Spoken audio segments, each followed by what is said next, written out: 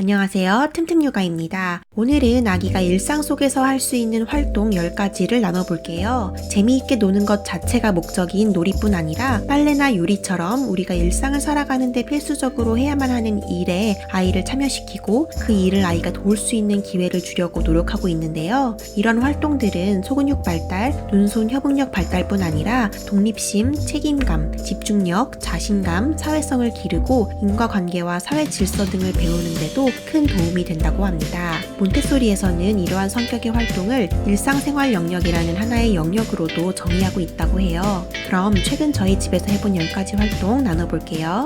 집에 과일 샐러드를 만드는 내용의 책이 있는데요. 맨날 말로 설명만 해주다가 마침 집에 과일이 많아서 직접 한번 만들어 먹어보기로 했어요. 안전한 버터칼로 바나나 같은 과일도 잘라보고 귤도 까고 과일과 요거트를 섞어 과일 샐러드를 만들어 보았습니다.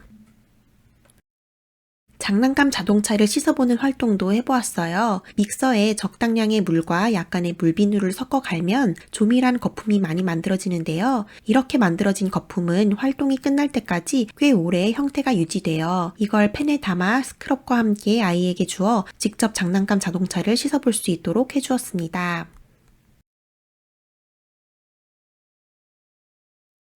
식기세척기에서 깨끗한 그릇을 꺼내는 일을 아이가 도와주었어요. 이때 칼 같은 위험한 것은 미리 치워놓으셔야 한다는 것 잊지 마세요.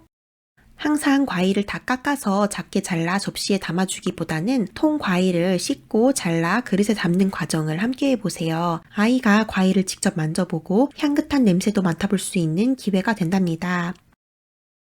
산책하면서 자연을 탐구하는 것도 딱히 목적이 있는 활동은 아니지만 일상생활에서 아이가 할 수 있는 활동이죠. 다양한 풍경을 눈에 담고 손으로 느껴보고 온몸으로 체험하는 시간에 아이가 진짜 행복해하는 게 마구 느껴져요. 그래서 날씨가 아주 안 좋은 날을 제외하고는 하루 한 번씩은 꼭 밖에 함께 나가려고 노력하고 있어요.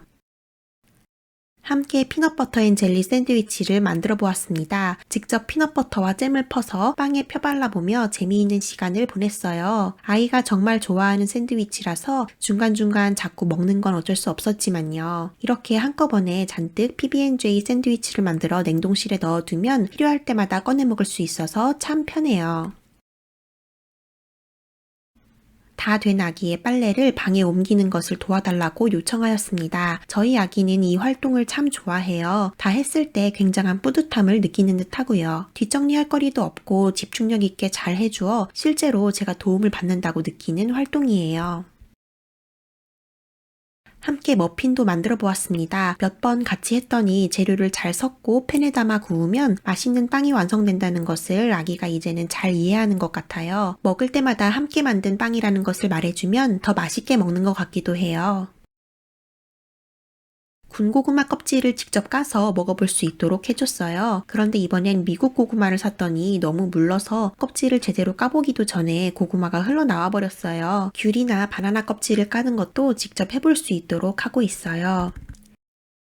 스프레이 보틀에 물을 넣고 책상과 미끄럼틀을 깨끗이 청소해 보자고 했습니다. 처음에는 닦지는 않고 물만 계속 뿌리려고 해서 조금 난감했는데 나중에는 다행히 잘 따라와 주었어요. 이 외에도 자기 손 깨끗이 씻기, 아기 인형 목욕시켜주기, 빨래하기, 꽃에 물 주기, 컵에 물 따르기, 옷 입기, 수저 놓기 등 여러 가지 활동들이 있는데요. 사실 제가 혼자 하면 빨리 끝낼 수 있는 일에 아이를 참여시킨다는 것이 양육자로서 조금 부담이 될 때도 있는데 아이가 함께할 때 기뻐하고 뿌듯해하는 모습을 보면 부담이 되더라도 함께하고 싶은 마음이 들더라고요.